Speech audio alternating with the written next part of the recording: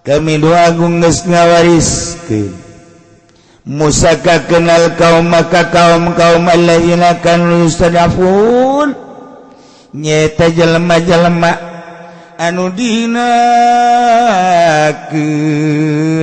dijadikeun abid baheula teh ku raja Firaun yakni wa hum banu Israil orang-orang Bani Israil cak Gusti Allah aurasna kami ngawariskeun musakakeun ka Bani Israil masyariqal ardi wa magharibaha wetan bumi kulon bumi timur jeung barat allati barakna fiha nuku kami dibarokahkeun pinuh ku kabarakahan bil ma'i wasyajar cai sing kolocor bangawan nil anu luar biasa caina herang pohara laukna katingali semua amis caina wasyajar itu keneh tatangkalan tangkal zaitun tangkal korma tangkal kacang berbagai tatangkalan pinuh ku kabarakahan masyariqal ardi wa magharibaha Mesir wa hiya Syam berikut Syam Syria Damaskus tuh gerak tah jang maneh tuh cek Kangjeng Nabi Musa kaum kuari mah geus dipersilakeun ku Gusti Allah tina kakawasaan Firaun baheula kuari ku urang digantian Mesir geus puguh Yordan geus puguh Kuwait rekod kabelah dituna terus Syria Syam masyariqal ardi wa magharibaha kabeh dipersilahkan sok urus ya Allah ya Rabbi diurus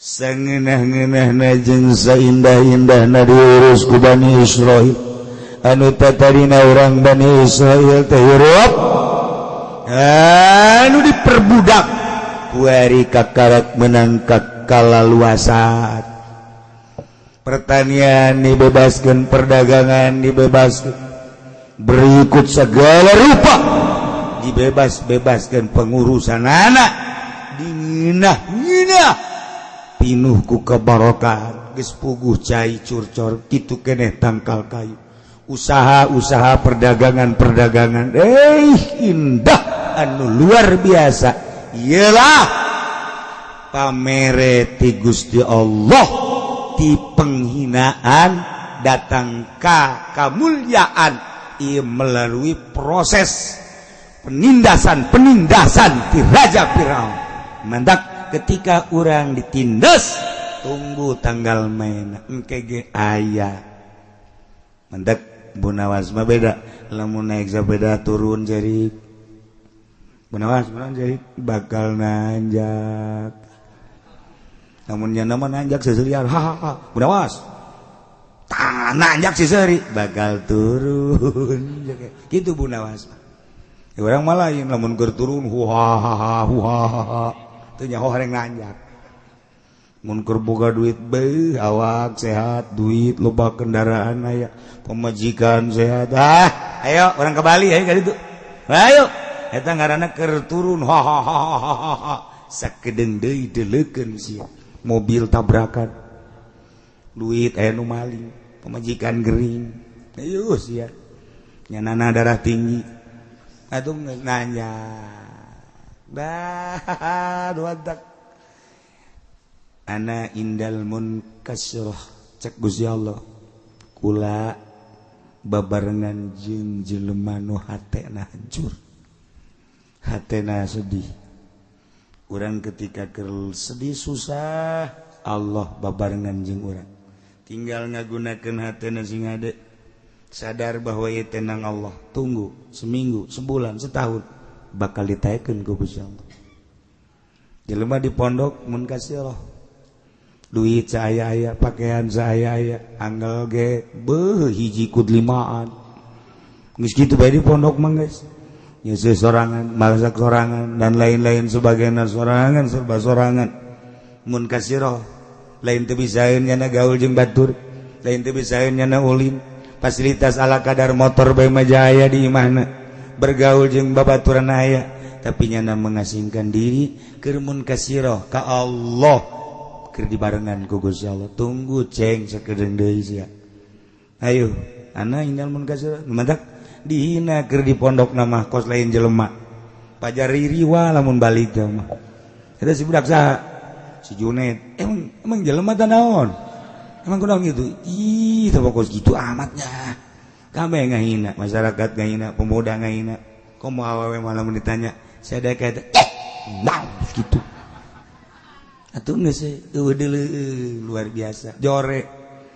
Artina jore sikapna, make samping, make baju, make celana, make naon kopea lah, kos kare itu. Jauh jeung stan-stan nu ayeuna. Jauh jeung mode-mode na ayeuna geus teu perlu mode, nya mah kuduna ge hirupna tuh di pedalaman Sumatera. Tapi tenang we, nya dina kurang lembur kalem, mun kasiro hatena. Wih, tapi begitu balik ka imah, Masya Allah. Boy, budak aya nu adzan saya tak? Si Junaid. Ngeunaan sorananya. Asa-asa di Madinah, emang ngadeng adzan bos itu. Woi, Junaid atuh. Allahu Akbar, Allahu Akbar. Cak awewe teh, wih aing ge daek dikawin ku nyana dah. Masya Allah. Kakarak azan. Ya Allah, ya Rabbi. Pas. Ngariung. Nyana jadi protokol. Bey, mantep jasa. Saudara-saudara sekalian, alhamdulillah acara ini akan kita mulai. Diawali dengan Fatihah. Kita sama-sama baca Fatihah. Setelah itu maka kita dengarkan bersama qori kita. Qorina. Ned can datang. Ya kudu kumaha? Siapa itu? Ya, pantang mundur sekian. Junaid hebat jasanya. Engkaning bau cewek-cewek lomba jasa kan dedi. Ngaran ge pemuda tuh. Nyana. Mohon maaf karena qori terlambat. Mungkin macet. Jadi saya untuk mengganjal. A'udzu billahi minasy syaithanir rajim.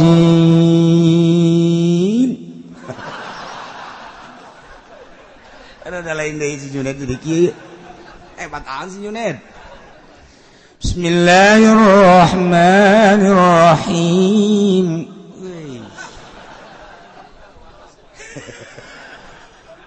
Lam yalid wa lam yulad wa lam yakul lahu kufuwan. Awewe ribut. Bobogoh aing teh mah, bobogoh aing ribut. Tuh si Junaid tadi nama di Ciduan. Barang balik pohara. Ya Allah. Beres ya ngaji Quran. Mau balik teu datang di mana. Datang mau balik. Ned, mau balik teh datang. Ajo, manya bubar. Kumaha sia? Jatuh siap bae. Ya Allah, ya Rabb. Wow, pidato sedek-dek Junaid.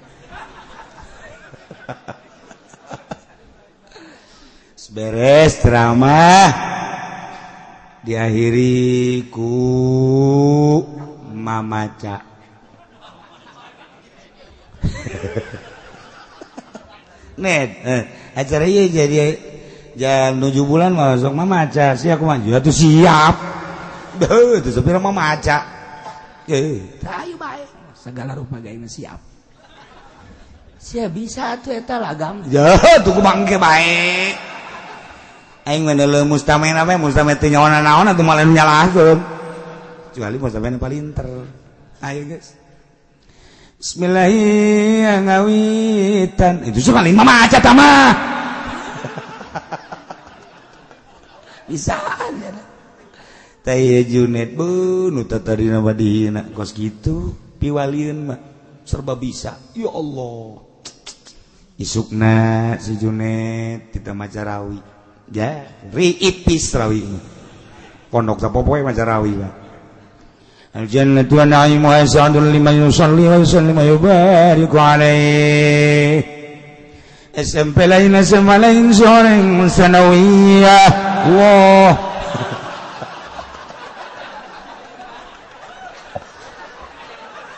Aduh, sial tuh si Junaid. Nah, emang gitu digerokeun gugus sama manok ceng. Manok ngaji ceng, ngaji. Nu mantak kaheureyan kaulinan di pondok jadi ilmu kabeh. Lalagaan kokorian segala di pondok jadi ilmu. Emang gos kitu di pondok mah. Mun nyarita Gus Dur mondokna emang bener jan henteu. Henteu Gus Dur mah maling lauk bae guru beak lauk lakunya. Masya Allah, barang ujuprak cak guruna saya nu ngalahan lauk, barang di dalam santri waktu kabur tinggal Gus Dur menghadap tadinya. Oh, kirain siapa? Besok kan mau ada tamu, ini saya udah bawa duluan caknya ke guru. Besok mau ada tamu, jadi besok udah nggak usah susah-susah lagi caknya. Padahal masa daek ngomongnya nama cak guru nanya nyong ayat tamunya. Ya itu Gus kalau gitu bagi dua, iya nggak apa-apa bagi dua buat anak-anak aja caknya, punya anak. Gus Dur emang bener atuh lalagaan kan, tapi jadi Masya Allah lemun urang nyompralkeun meureun wali emang kos gitu. Gitulah budak-budak santri nangagupai Allah. Masya Allah. Pertarungan terus dilanjut ku Kangjeng Nabi Musa. Tahap demi tahap sampaikan ka disiksa Raja Firaun. Umat Firaun teh disiksa kaum Firaun teh ku berbagai siksa nu kamari geus dicaritakeun dina ayat farsalna alaihim tufana wal jarad wal kummala wad dafadi'a wad dam wadam ayatim mufassalat. Disiksa minta pertolongan ke Kangjeng Nabi Musa. Kangjeng Nabi Musa ngadoa, siksa hilang. Sebulan kemudian ditunggu sakuma perjanjian anak bakal iman, ternyata beki kancolah turun dari siksa. Kuat yana disiksa datang deui ka Kangjeng Nabi Musa. Kangjeng Nabi Musa ngadoa deui ka Gusti Allah, leungit deui siksa, tungguan deui perjanjian anu bakal iman da sabulan, ternyata lain iman, beuki kancolah turun deui siksa 5 kali kitu bae, terakhir tetep bae buah kawarahna deui. Nu mentak diabadikeun dina Al-Qur'an, ayat tinggal ayat orenganan kaumna ada di gunung-gunung pastakbaru wa kanu qauman mujrimin. Sadarombong adiguna gede hulu sakitu geus dijelaskeun ge doa Kangjeng Nabi Musa ayat anu sakitu jelasna lain iman endan nyangka Kangjeng Nabi Musa teh pesir anu luar biasa, ternyata horeng geus dijelaskeun ku Gusti Allah kaayaanna qaumam mujrimin, kaum anu sangat biadab, sangat berdosa, teu percaya pangeran teh Allah, terpercaya bahwa Kangjeng Nabi Musa teh Rasulullah.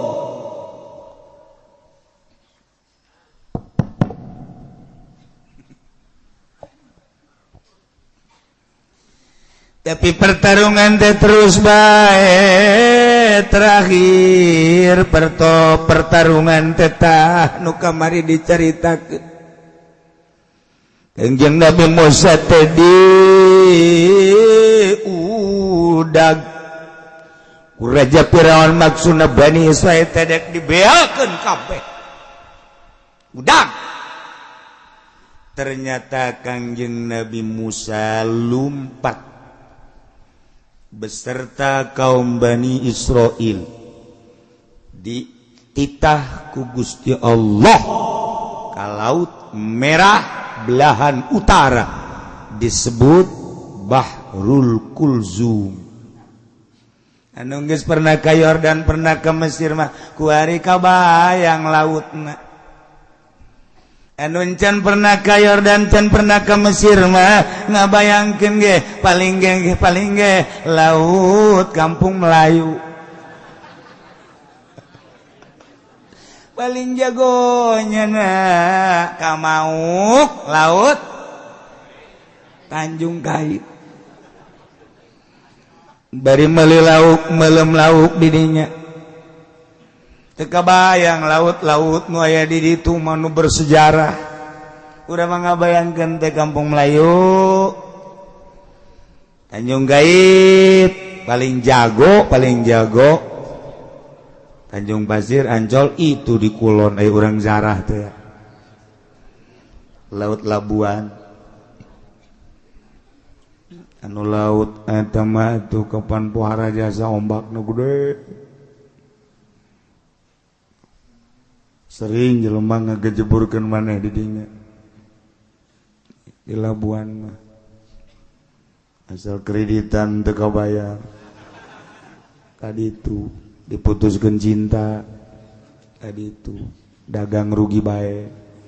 Kaditu lalaki teu laku-laku.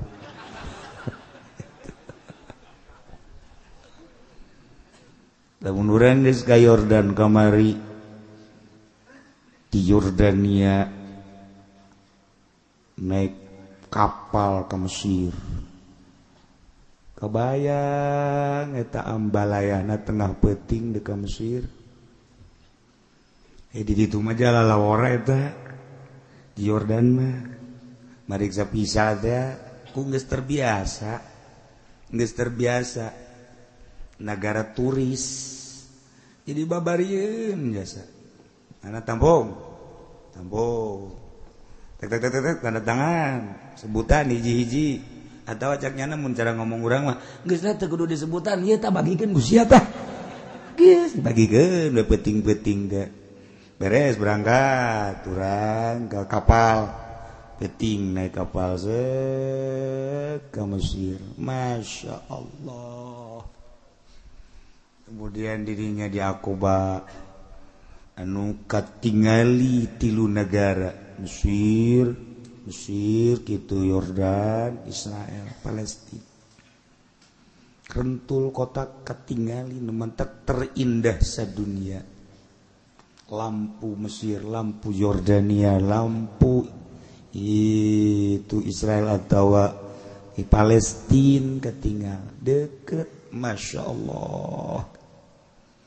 Nah, lempar terus cicing di sisi istirahat makan segala rupa etalah Laut Merah. Terus kebelah ditu ngaranna Kulzum. Ieu nu Kangjeng Nabi Musa diinstruksikeun ku Gusti Allah diudag ku Raja Firaun ti Mesir titah melah laut melalui tongkatna. Pepehkeun Musa, tenggelkeun Musa eta tungked kana laut. Tungked pepehkeun. Bak. Nyingkap cai lain lalagan. Handap bisa pakai jalan, nu mantak bisa pakai jalan teh. Teas rata luar biasa. Berangkat kabeh nyebrang di Laut Kulzum. Masya Allah karim.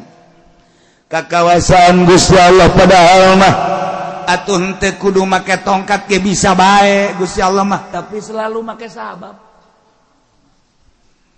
Mendak nu ngaji poe Minggu kuari nu kolot besi aya nu mawa tungked coba. Laut jauh kuari mah kahujan jamal mempan maningan ge coba bae besi aya nini coba hajar tak kutungkad eta. Asana sekaligus ceger ngagoleh. Itu nini mah teu kudu make tungked.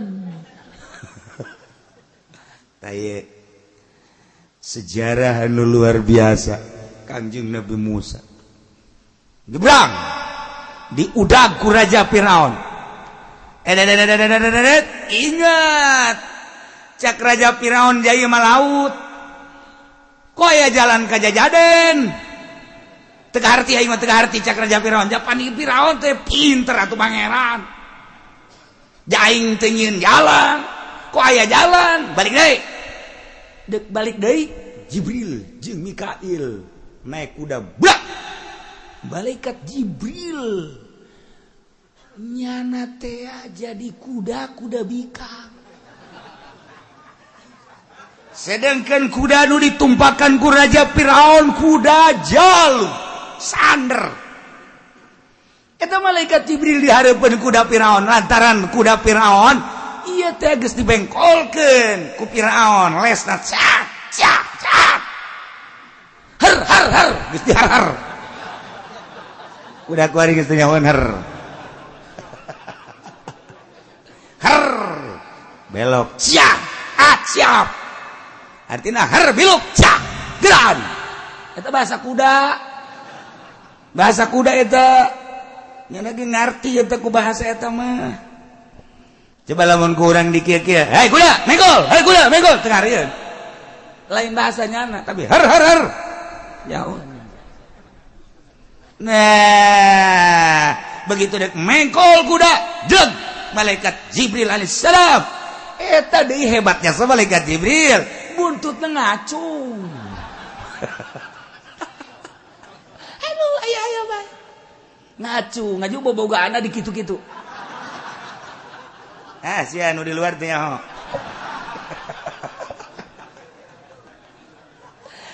jadi kuda teh geus teu nurut kanu numpakan kuduna makan nurut kanu numpakan diherkeun teh biluk ieu mah teu kuda teh nyongsrong neuleuh bobogaan kuda nu hareup lantaran cak jana meureun lain deui bae ku model jadi kuda Firaun ngudag lain ngudagna naon ngudag eta nu mantak jawarahan teman-teman beak ka Karawang ngudag eta hektaran beak ka Subang beak ka Cianjur beak eta sawah hektaran ojol jeung sawah mencong orang aya sejarahna waktu terus Firaun gregeteun goblok sia kuda tolol sia kuda ku aing dihar-har enahan ka dieu bae maju caknya itu saha di dihareup tolol jasa terus bae kuda kikian atuh malaikat Jibril jago jasa tuh ngagodana kuda nutup datang ke tengah laut berat laut nutup deui beak wabeh Raja Firaun Patihaman ponggawa-ponggawan beserta bualat-bualat tentara kaum nu milu beak wabeh leg-leg kucai selesai Raja Firaun beserta kaum sangat biadab galkan yang Nabi Musa alaihissalam kuari geus aya di daratan Yordania belahan utara Kangjeng Nabi Musa dibere wahyu ku Gusti Allah Musa umat anjeun kaum Bani Israil teh kuari salametkeun deuk kumaha bae kahalang maranehanana tuturkeun ngan kaulan wagungkan parantos janji sakumaha perjanjian nu kamari asarabukum ayulika duwakum wa yastakhlifakum fil ard engke bakal dirusak dihancurkeun musuh ranjaniana Firaun setelah selesai kerajaan Firaun tahta kekuasaan bakal digantian ku aranjeun kabeh di muka bumi. Nah Musa saatna ayeuna umat anjeun teh bakal ngagantian kerajaan di Mesir. Masya Allah. Jadi kuarima kerajaan Firaun teh bakal dialihkeun kakawasanana nu tatadina Firaun beserta kaum Kipti kuarima bakal dicekelna ku kaum Bani Israel. Sebab Fir'auna Hamana tentara-tentaran ludes kabeh tinggal kaum-kaum nanu nyesa nu teu milu ngudag Kangjeng Nabi Musa alaihi salam. Masya Allah pohara amat. Mentak Kangjeng Gusti Allah mah di mana janji teh jamual jalur lain cara urang lain cara calon nu geus terkenal bonen ditagih rebo ditagih di ke Senen tagih di rebo ke ditagih di Senen jadi bonen terkenal di Cibadak aya gang bonen.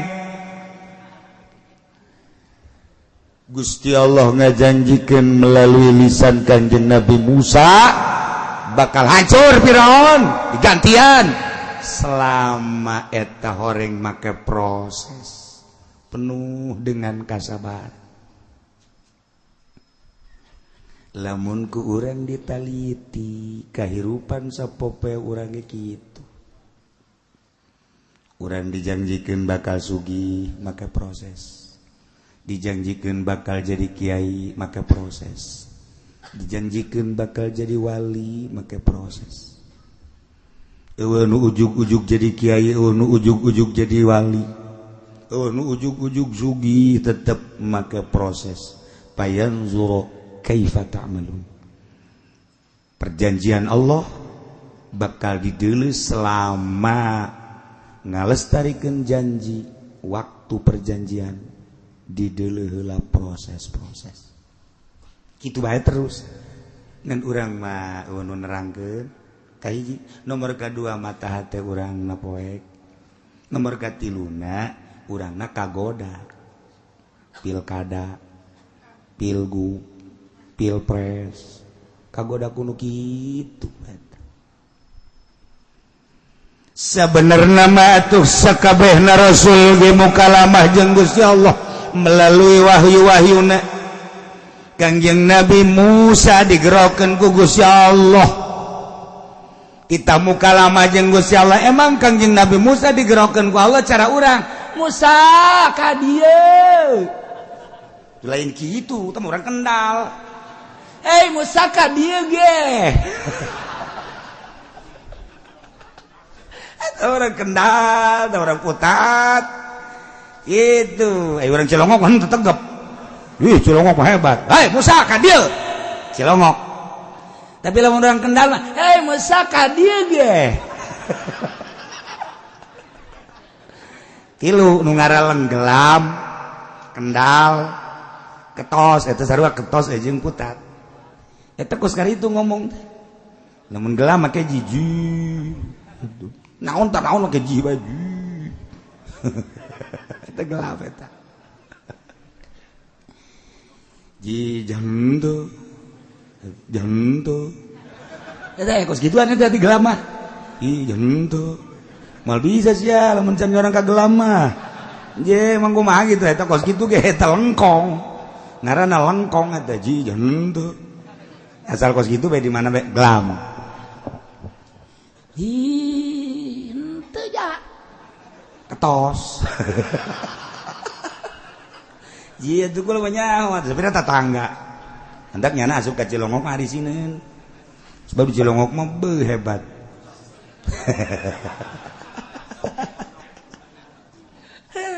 Aya nu pangjorena pondok. Itu pangjorenya zat mangis. Teh.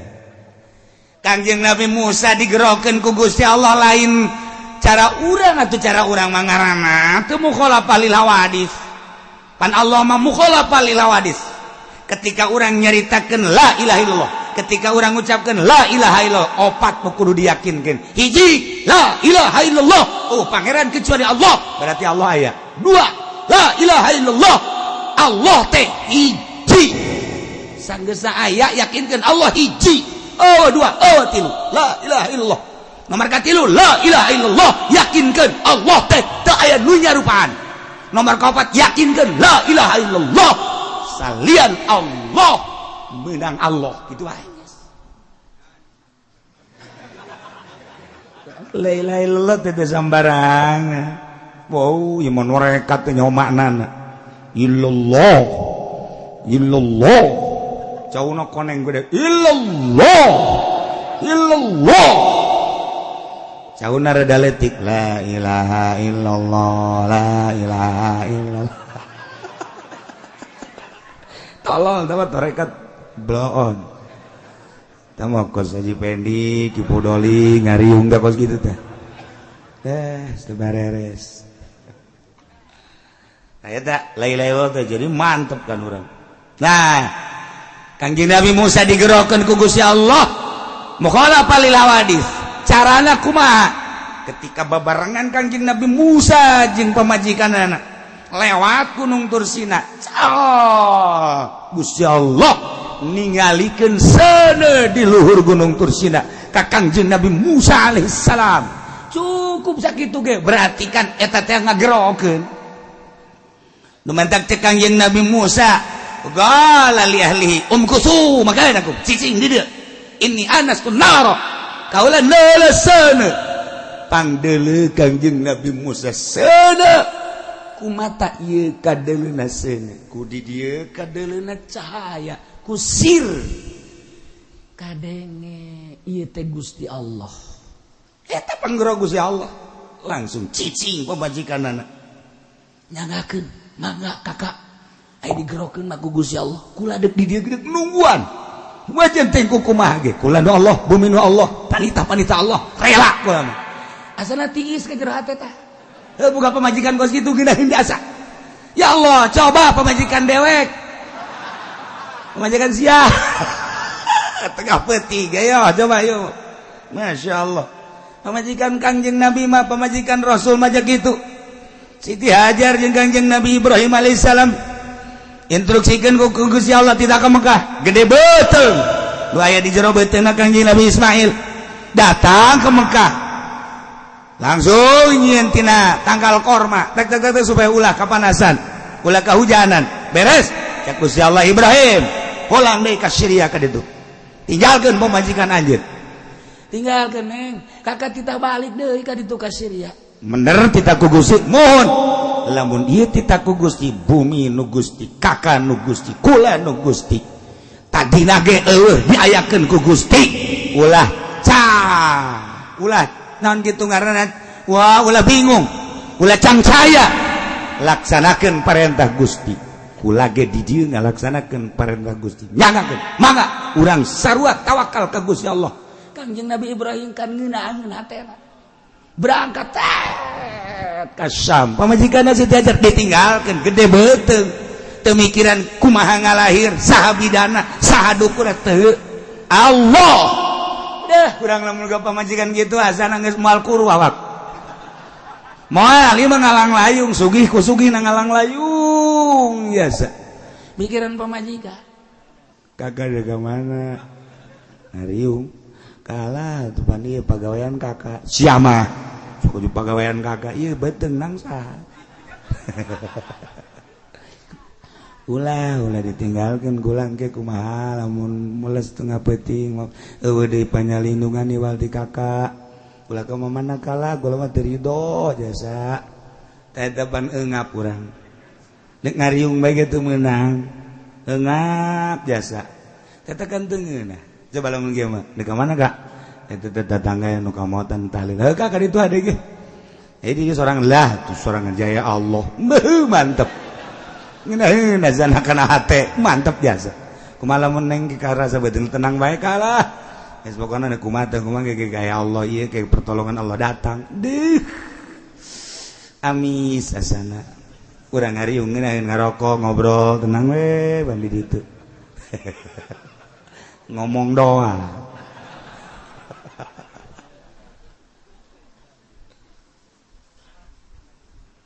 Kanjeng Nabi Musa digerokeun ku Gusti Allah lain hei Musa ka dieu make tanda set berarti panggerok naik bener urang ge sarua sehari-hari digerokeun ku Gusti Allah ieu lamun ngarti mah lamun paham mah urang datang ka dieu teh aya nu ngagerokeun Gusti Allah ieu teh ngagerokeun Gusti Allah Junaid ngaji Ned ngan lain kitu Gusti Allah ngagerokeunana mandi set ceret di jero hate ngaji eta nang saha Noel ja itu digerokeun mah ku Gusti Allah boro-boro urang Serang boro-boro urang Merak boro-boro urang Bandung ieu panu ngaji Bandung Tasik Ciamis Panararaya neuk naraon meureun ka dieu aduh malam kamari anu bebejat ti Cilacap ambo jauh amat sukula ngarti tah henteu sia bahasana naon lah jangan ngerti gua mah ngaji bae ka dieu jian naonan nang saha toel ku Gusti Allah nu katoel digerokeun ku Gusti Allah datang nu teu katoel sadeupa ti imah indit kaluarkeun cenah mobilna mumpung sukene engke mah hese kaluar motor kaluarkeun eta naon eta atuh teu ditoel ku Gusti Allah teu disalahkeun tenan teh encan aya panggupai Gusti Allah bae. Ieu menang Allah lain kudu digerokeun. Hei ka dieu. Cara di SD disebutan hiji-hiji. Pendek. Udur. Teu hadir. Pudoli hadir. Itu mah ngaranna disebutan hiji-hiji. Teu kitu Gusti Allah mah. Rahasia Allah. Digerokeun ku Gusti Allah. Tek datang. Ternyata horenganan deuk di hujanan. Kuat ente sia eta mah kaditu mangke lamun ngaji hakikat ieu mah keur carita bayangan Kangjeng Nabi Musa digerokeun melalui seuneu Kangjeng Nabi urang digerokeun ka gunung Muhammad mun dijabarkeun ka dieu ka luhur gunung di dieu maneh nu bakal dibere wahyu ku aing cang Allah ka dieu ngan cicing heula di dieu meunang saha eta kitu ngagerokeun Gusti Allah melalui tanda-tanda hanya jelema anu digerokeun ku Gusti Allah nu ngarti ya nu mantak ahli-ahli thariqah di mana geus lempeng aya panggupai ti Gusti Allah pirasat ngaranna ke rasul mukjizat nabi mukjizat wali karamah kiai melalui mauna aya panggupai kaditu ulah nu eta mangan hese dicaritakeunana sebab teu mah rahasia nu paling jero. Jadi digerokeun ku Gusti Allah, teu lain teh digerokeun jeung moal bisa gerokeun. Ka dieu Musa. Mun dijabarkeun padahal mah lain kitu. Beres cenah tak ini anastu nar. Kaula neuleusana di luhur gunung berangkat. Koreng deuk muka lama jeung Gusti Allah dibere wahyu. Sarua urang ge. Lamun dak aya jelema. Aya jelema dijadikan kiai digupai ku Gusti Allah ceng mondok eta nang saha nang Allah gagah sugih aya teh digupai ku Gusti Allah teu betahkeun ieu mah nya susah jasa haji bapana ge sia betah terus atuh itu betah sabodo sia geus kos itu ngomongna kos dipiceun tapi nya betah bae masyaallah jeung ngaji eta teh nang saha nang ngagupai Gusti Allah ceng pondok sia melalui proses bayar dulu kai patamalun didelekeun kumaha pagawean si hayo terus tahun 2 tahun 10 tahun 15 tahun bisa nyana mil jurul biasa sorok alpia jual maklum nantek wabe patul muin dan zadak balik ceng balik kawin ceng kawin nang Gusti Allah teh henteu ka harti bae ku urang ceng bagan ngaji budak ceng agak ceng pilkada ceng ilu ceng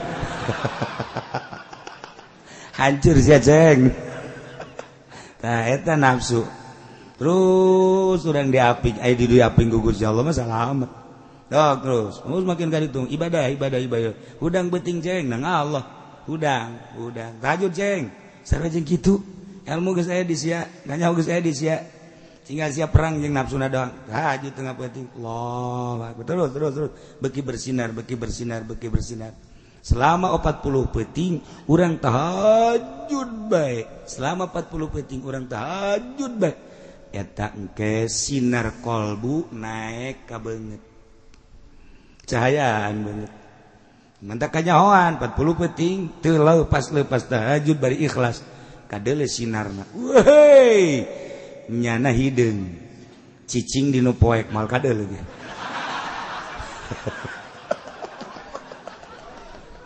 tapi sinaran beda sinaran masyaallah nah ila kangjeng Nabi Musa panjang orang menyaritakeun kos kitu seluruh rasul digerokeun ku Gusti Allah melalui tanda-tanda sabab ngaranna termasuk kangjeng Nabi Musa kangjeng Nabi Isa kangjeng Nabi urang wali-wali Allah kunaon sih datang-datang seret hayang ka anu teh nang ngagerokeun Allah ka anu serangan sia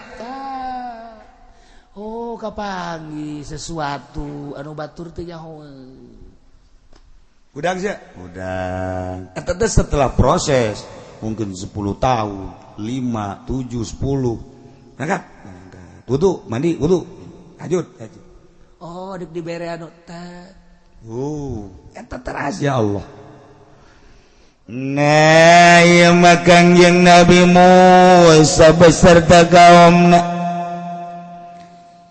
dek ngalestarikeun janji ti Gusti Allah Allah nyalametkeun Bani Israil dipimpin ku kangjeng Nabi Musa tidinya kangjeng Nabi Musa kita ngabejaan ka kaumna hei kaum Bani Israil gerak kaditu ke Mesir kuari mah tuh Mesir teh gerak urus raja jeung patihna geus teu aya balad-balad tentarana geus teu aya kaum-kaumna anu marilu jeung raja Firaun geus kuari geura persiapkeun jang raja geura persiapkeun jang patih geura persiapkeun jang ngeusian keraton Mesir ya Allah numantak Gusti Allah wa awrasnal qaumal ladzina kanu yustad'afun wallahu a'lamu bimaradi wa awrasna kami doa agung geus ngawariskeun Musa ka kenal kaum maka kaum alladzina kanu yustad'afun nyata jelema-jelema anu dihinakeun dijadikeun abid baheula teh ku raja Firaun yakni wa hum Banu Israil orang-orang Bani Israil cek Gusti Allah aurasna kami ngawariskeun Musa kakeun ka Bani Israil masyariqal ardi wa magharibaha wetan bumi kulon bumi timur jeung barat allati barakna fiha nuku kami dibarokahkeun pinuh ku kabarakahan bil ma'i wasyajar cai sing kolocor bangawan nil anu luar biasa caina herang pohara laukna katingali semua amis caina wasyajar itu kene tatangkalan tangkal zaitun tangkal korma tangkal kacang berbagai tatangkalan pinuh ku kebarakahan masyariqal ardi wa magharibaha Mesir wa hiya Syam berikut Syam Syria Damaskus tuh gerak tah jang maneh tuh cek kangjeng Nabi Musa kaum kuari mah geus dipersilakeun ku Gusti Allah dina kakawasaan Firaun baheula kuari ku urang digantian Mesir geus puguh Yordan geus puguh Kuwait rekod kablah dituna terus Syria Sam masyariqul ardi wa magharibaha kabeh dipersilahkan sok urus ya Allah ya Rabbi diurus sangeunah-ngeunahna jeung saindah-indahna diurus ku Bani Israil anu tatarina urang Bani Israil teh hirup anu diperbudak kuari kakarak menangkak kalaluasan pertanian dibebaskan perdagangan dibebaskan berikut segala rupa dibebaskan pengurusan anak dinginah pinuh ku kebarokan geus puguh cai curcor kitu keneh tangkal kayu usaha perdagangan indah anu luar biasa ialah pamere ti Gusti Allah ti penghinaan datang ka kemuliaan ieu melalui proses penindasan ti Raja Firaun mandak ketika urang ditindas tunggu tanggal main engke ge aya mandak Bunawas mah beda lamun naik sepeda turun jadi Bunawas jadi bakal nanjak namun nya nama nanjak seserian ha Bunawas nanjak seseri bakal turun gitu Bunawas orang malah lain lamun keur turun huha teu nyaho hareng nanjak mun keur boga duit beuh awak sehat duit loba kendaraan aya pemajikan sehat ayo orang ke Bali ayo ka ditu ayo eta ngaranna keur turun sakedeung deui deleukeun sia mobil tabrakan duit aya nu maling pemajikan gering ayo sia nyanana darah tinggi atuh nanya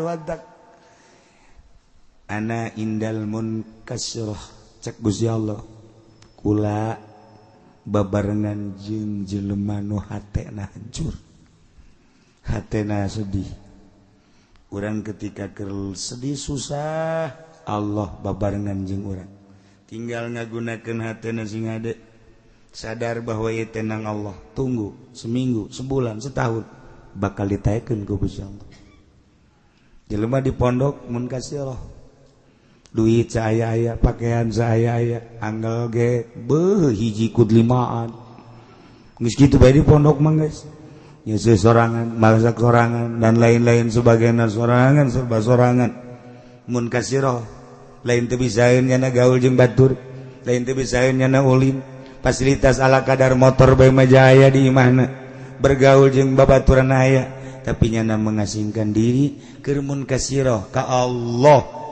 dibarengan ku Gusti Allah tunggu ceng sakedeung deui sia ayo ana indal mun kasirah mantak dihina keur di pondokna mah kos lain jelema pajari riwa lamun balik mah eta si budak saha si Junaid emang jelema teh naon emang kunaon gitu ih teu kos gitu amatnya kabeh ngahina masyarakat ngahina pemuda ngahina komo awewe malah mun ditanya sadaya kata naon gitu atuh geus luar biasa jore artina jore sikapna make samping make baju make calana make naon kopea lah kos kare itu jauh jeung stan-stan nu ayeuna jauh jeung mode-mode nu ayeuna geus teu perlu mode nya mah kuduna ge hirupna tuh di pedalaman Sumatera tapi tenang we nya dina kurang lembur kalem mun kasirah hatena tapi begitu balik ke imah Masya Allah boy budak ayo azan saya tak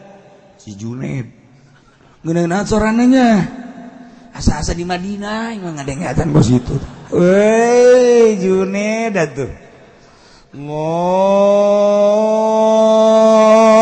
Akbar Allahu Akbar cak awewe teh weh aing ge daek dikawin ku nyana dah Masya Allah kakarak azan ya Allah ya Rabbi pas ngariung nyana jadi protokol mantep jasa saudara-saudara sekalian Alhamdulillah acara ini akan kita mulai.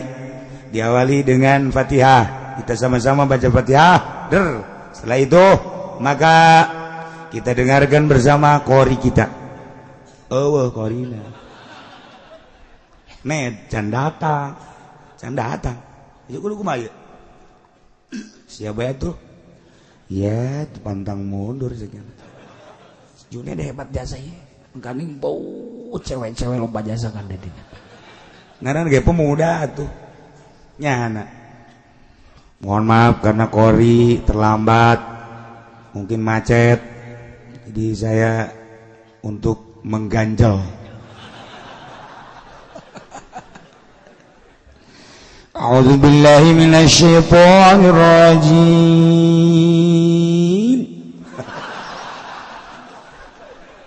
Ada lain deui si Junet jadi kieu. Bataan si Junet. Bismillahirrahmanirrahim.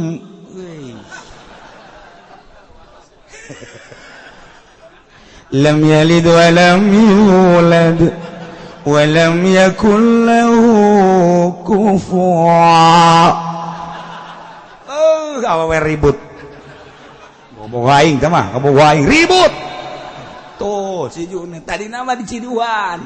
Barang balik pohara. Ya Allah. Beres ya ngaji Quran. Mubalik teu datang di mana. Aduh, teu datang mubalik. Ned, mubalik teu datang. Ajo. Manya bubar. Kumaha sia? Jatuh siap bae. Ya Allah, ya Rabb. Wow, pidato sedek-dek Junet. Beres ceramah diakhiri ku mamaca.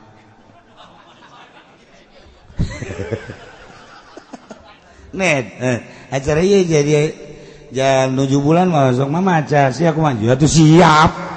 Beuh, teu sepira mamaca. Ayo bae. Segala rupa gaina siap. Sia bisa atuh eta lagam. Ya, tuh kumangke bae. Aing menele mustamena we mustamena teh nyawana-naon atuh malah nyalahkeun. Kecuali mustamena palinter. Ayo guys. Bismillahirrahmanirrahim. Itu sekali mama aja tah mah. Bisaan ya. Teh Junet bu nu tatarina badina kos kitu piwalieun mah serba bisa. Ya Allah. Isukna si Junet kita macarawi. Ya, riipis rawi. Pondok sapopoe maca rawi, Pak. Al-jannatu wa na'imuha sa'adun liman yusalli wa yusallim wa yubariku alaih. SMP lain SMA lain sore sanawiyah. Wah.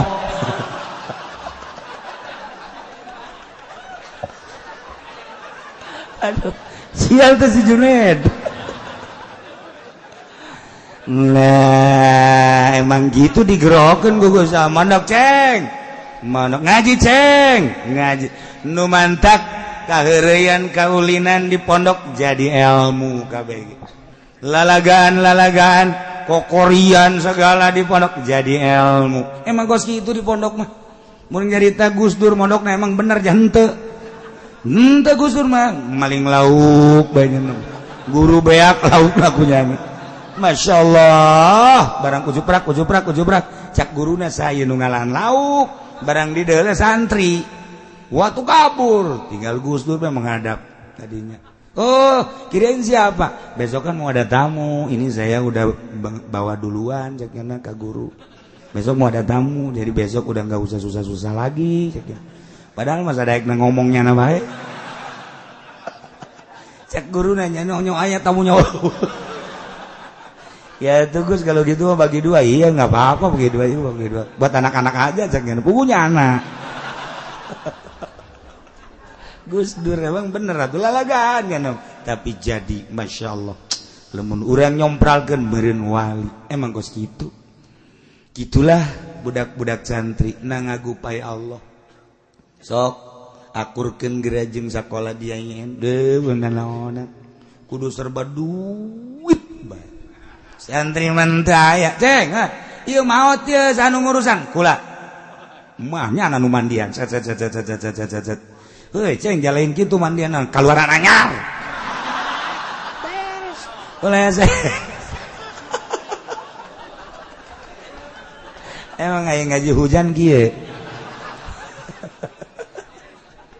Masya Allah. Nah, ialah kuai kaum Bani Israel mimpin negara Mesir ti Mesir tepikeun ka Syam. Ya Allah. Allati barakna fi pinuku kabarakan sumur mahmur loh jinawi. Allah Karim. Oh harap. Cekurang Bandung teh masa kumaha kuda keluar ti gedogan. Nyana sadaek-daek lompat sakahayang orang Bani Israel tentrem anu luar biasa nu mantap cek Gusti Allah wa tammat kalimat rabbikal husna ala Bani Israil wa tammat gesampurna kalimat rabbi kalimah pangeran anjeun iya nek perjanjian pangeran anjeun al-husna nu bagus ala Bani Israil terhadap kaum Bani Israil kunaon eta kuari jadi hebat bima sabaru ku pagawean-pagaweannya anu salalabar tahan uji ditindas sakitu poharana penindasan ti Firaun tetap baiknya la ilaha illallah Musa Rasulullah tindas ke Firaun budak lahir lalaki bodoh tetap dihadapi dengan besar hati Masya Allah anak awal diantapkan biarkan ini tadi urus kaje nyana kita digawe sadaek-daek bari tanpa digaji oh masalah dagang kudu lapor bagi dua jeung kerajaan siap tani kitu kene oh masalah setelah penindasan dihadapi dengan sabar nyana diangkat ku Gusti Allah nu mantap bima sabaru ku pagawean manehanana tingkah anu salalabar tahan uji perjanjian Gusti Allah direalisasikan ku Gusti Allah setelahnya menghadapi dengan penuh kesabaran dina ayat surat Qisas dijelaskan surat Qisas wa nuridu an namunna 'alal ladzina istud'ifu fil ardh wa yaj'aluhum a'immatan wa yaj'aluhumul warithin. Engke di surat Qisas bakal papanjangan nama tentang cerita-cerita Kangjeng Nabi Musa alaihi salam. Ieu makan ngan sakadar ngababerah ka Kangjeng Nabi hungkul. Kangjeng Nabi teh dihina ku kaumna, Kangjeng Nabi teh dihina ku pembesar-pembesar. Kangjeng Nabi teh dicaci maki ku pembesar-pembesar Mekah.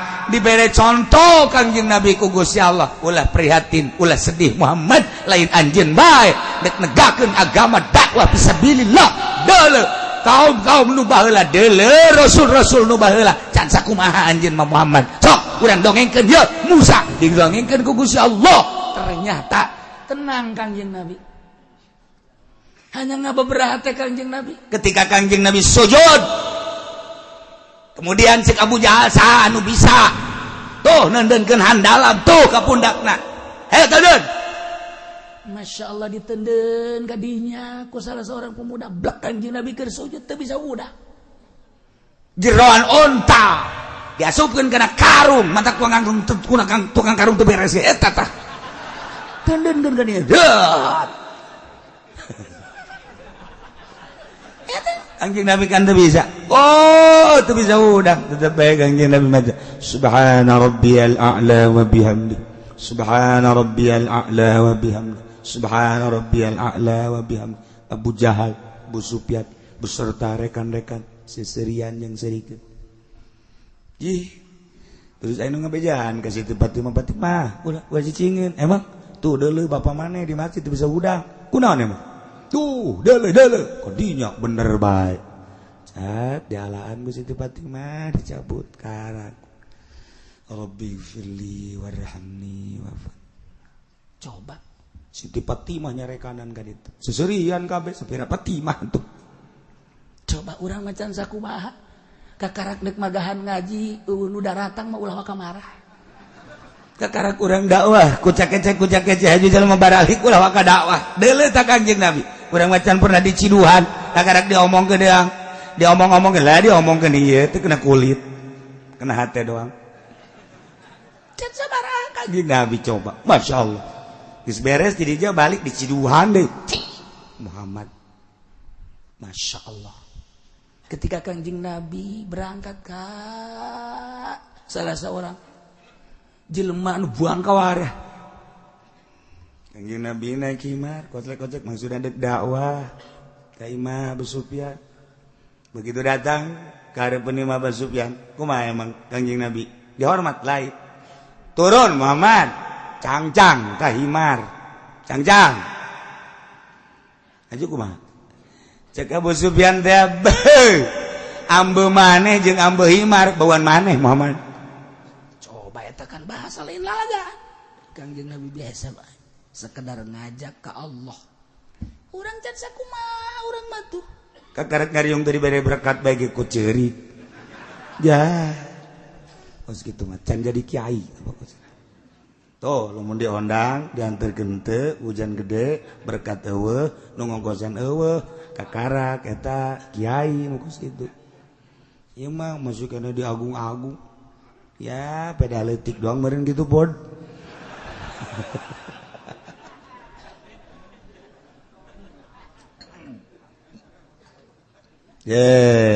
tammat kalimatu rabbikal husna ila surat kisah kapan dijelaskan wa nuridu kaulan wa agung ngarepkeun namun kana yan merenugraha alal ladzina studifu ka jelema-jelema anu dihinakeun dijadikeun labid dijadikeun budak pilar dia ne kaum Bani Israil wa yaj'alahum a'immah nuku kaula bakal dijadikan imam-imam engke pemimpin-pemimpin wa yaj'alahumul warithin bakal dijadikan ahli-ahli waris Fir'aun ieu wa awrathnal qaumal ladzina kan masyaallah wa dammarna ma kana yasna'u fir'aun wa qaumuh wallahu lam bimaradi wa damarna kaulan wa agung arusak maka kana bangunan-bangunan wa yasna'u fir'aun dijieun ku raja Fir'aun wa qaumuh wa ma kanu yarisun jeung berbagai bangunan-bangunan anu dibangun diluhurkeun ku raja Firaun dirusak ku Gusti Allah dihancurkeun heula diberesan raja Firaun hanyut beserta bala tentarana jeung kaum-kaum anu ternamana kerajaan-kerajaanana dihancurkeun ku Gusti Allah melalui angin jeung gempa bangunan-bangunan sekitarna da ngebangun Firaun beak kabeh wa dammarna ma kana yasna Firaun wa qaum meunang ngabangun raja Firaun istana-istana gedung-gedung aula-aula hancur kabeh ulah aya tersisa supaya ngeunaheun kaum Bani Israil mimpin negara Mesir sesuai jeung aturan-aturan syariat anu dipimpin ku Kangjeng Nabi Musa alaihis salam biak kabeh masyaallah kuari makaum Kangjeng Nabi Musa ya ne Bani Israil teh cicing di negara Mesir berikup wilayahna kaditu datang ke Syria Syam anu geus satu suara nyimankeun ka Gusti Allah Subhanahu wa taala tinggal aya sautak-saeutik jelema anu encan kasiram atawa henteu narima kana siraman-siraman dakwah Kangjeng Nabi Musa anu masih kene aya hiji dua nu nyembah ka tapekong, nyembah ka arca, nyembah ka patung encan imankeun ka Gusti Allah Subhanahu wa taala. Eta mah ayana di pedalaman, ayana di pakampungan anu jauh ti paramean. Adapun negara Mesir kota, negara Syria Syam kota, kabeh satu suara la ilaha illallah Musa Rasulullah. Mantap jasa. Gitulah keberhasilan dakwah Kangjeng Nabi Musa alaihis salam. Yordania, Mesir, Israel, Palestina, Syria, Syam kabeh ngimpet ka Kangjeng Nabi Musa alaihis salam. Hiji we pangeran Allah. Ya Allah, ya Rabb. Eta hayang datang kadinya teh horeng prosesna pohara jasa penyiksaan tarung-tarung nah lain lalagaan. Kangjeng Nabi urang sukses mimpin negara agama. Kapan perang sabaraha kali Kangjeng Nabi urang? Mimiti penghinaan, cacian jeung makian, ludah mah geus teu kahitung. Tapi terus bae dihadapi dengan besar hati jeung pinuh ku kasabaran, sukses. Urang kakarak mah asupan ka lembur, balik magaan ngaji hiji dua bae haju bae. Lah budak. Magaan ngaji aing mah santingan 3. Nu hiji lehoan bae. Nu hiji gagaro bae budug, nu hiji hitut bae salah sejieun aing mah. Aing ngariung ngajak nu mana bingung. Nu hitut bae nyawa sorangan kumamun mengsretan. Nu gagaro bae panatu ngaranna ge gagaro kupil teh daun bae. Aduh aing mah. Lah bingung. Endan dak. Geus baralik geus ya. Baralik geus ngajina di nu sajan mah nu deukeut ditu. Ustaz ke mana? Ngojek, ngojek. Tuh kakarak sakit tuh ge. Mata kudu tahan uji. Aya jelema datang ka imah magaan ngaji aya 10 20. Angel amat ieu ka kajian imah, angel amat ka kalau beli mobil. Negara geus sakieu majuna, mobil geus ganti deui. Lampu mobil geus menyon, geus nongtot. Macem-macem aya aing angel ka. Lah ondok lain jadikeun yayasan ya geus lah. Lain ka Allah. Kajeun ngomong Allah-Allahan ke lain. Henteu cenah ieu mah ngan saukur sistem deung lah bela diri. Lain ka Allah. Deuk Allah mah lain kitu. Malah administrasi. Ieu mah cenah ngan sakadar dirapi-rapi doang. Ngayu sia ge di akhirat ge kumaha. Ieu ge pasanten salak ge ka Allah ke henteu deui. Kumaha eta? Lah cenah kieu ulah loba omong atuh teh keur ngomong bae mah. Lain berarti salah. Yayasan teh tekad hatena duniawi. Kumaha cenah mun dek nyen yayasan tapi moal kada dunia atuh bagus. Ngan aya teh eueuh. Cenah eueuh isnu tuh aya bae ji dua mah. Bukan kitu batuh. Jebah heula mah yayasan Al Husna di Tangerang barisan ngaji. Hebat Al-Husna teh Tangerang teh beuh pohara jasa. Kaluaran ge Al-Husna Tangerang bisa maca kitab. Sebab nu diajarkeunana hamil jurumiyah sorof. Duh urang keur leutik kene. Hebat. Coba yayasan Kuari. Yayasan Kuari mah tanya ke urang ge, ajak ngomong. I love you say. Berbahasa lagi berat geus make bahasa jurig ya. Ya Allah, ya Rabbi. Ganti bahasa ente jore ngan lolobana mayoritas dunia ujung-ujungna kos gitu jurusan wali Allah pesantren salap jurusan wali kan ngajurus doang ya jare di tetep ngajurus doang tetep bae tengah jalan memarengkol sing tarungsep sakieu ge dijuruskeun hese datang komo itu nun teu ngajurus. Tak ieu keur carita tetep bae moal leungit jelema digupaina ge ku Allah. Kade ceng, mondok ceng. amalkan ceng udang ceng tiba-tiba wiridan ceng cek Allah cok diangkat ku yang sia jadi solihin diangkat jadi wali mana cenah kieu wali na mana hayang nyaho mana walau omong moal kamari nikahkeun di ditu aya